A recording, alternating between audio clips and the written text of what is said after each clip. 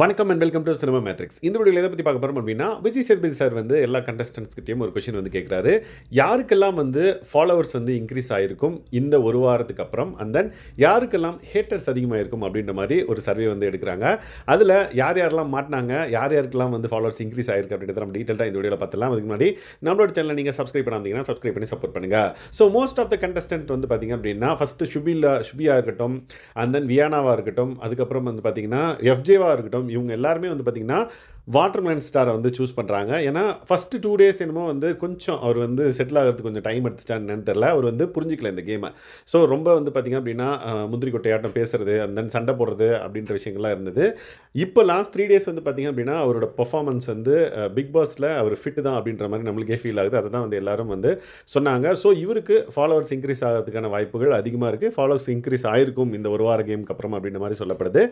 அடுத்தது வந்து பார்த்திங்கன்னா யாருக்கெல்லாம் ஹேட்டர்ஸ் அதிகமாகும்னு பார்த்தா நம்ம எக்ஸ்பெக்ட் பண்ண மாதிரி கமருதீன் வந்து எல்லாருமே சொல்கிறாங்க.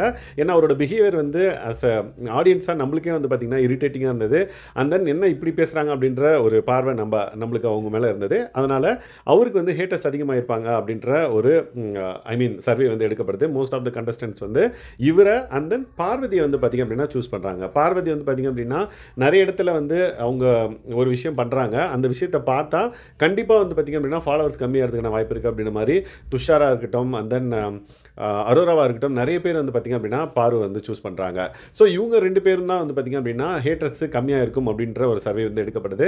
கண்டிப்பாக இதெல்லாம் வந்து அவங்களுக்கு ஒரு இன்புட்டாக இருந்து நெக்ஸ்ட் வீக் அவங்க ஒழுங்காக ரியாக்ட் பண்ணாங்க அப்படின்னா, ஒழுங்காக கேமை விளையாடினாங்க அப்படின்னா நெக்ஸ்ட் வீக் வந்து பார்த்திங்கன்னா வீக்கெண்டில் ஒரு நல்ல பேர் எடுப்பாங்க. Let's wait and watch. ஏன்னா ஃபஸ்ட்டு வீக் வந்து யாருக்கு எப்படி கேம் இருக்குன்னு தெரியாது. ஒன்ஸ் அவங்க வந்து வீக்கெண்டில் விஜய் சேதுபதி அண்ட் தென் மக்களோட அந்த கைத்தட்டை கேட்கவே அவங்க கேம் பிளான் வந்து மாறும். Let's wait and watch next week எந்த மாதிரியான கேம் விளையாட போகிறாங்க இவங்க 2 பேரும் அப்படின்றத பொறுத்திருந்து பார்க்கலாம். இந்த மாதிரியான பிக் பாஸ் ரிலேட்டடான அப்டேட்ஸ்க்கு நம்மளோட சேனலை சப்ஸ்கிரைப் பண்ணாதீங்கன்னா சப்ஸ்கிரைப் பண்ணி சப்போர்ட் பண்ணுங்கள். Thanks guys, by.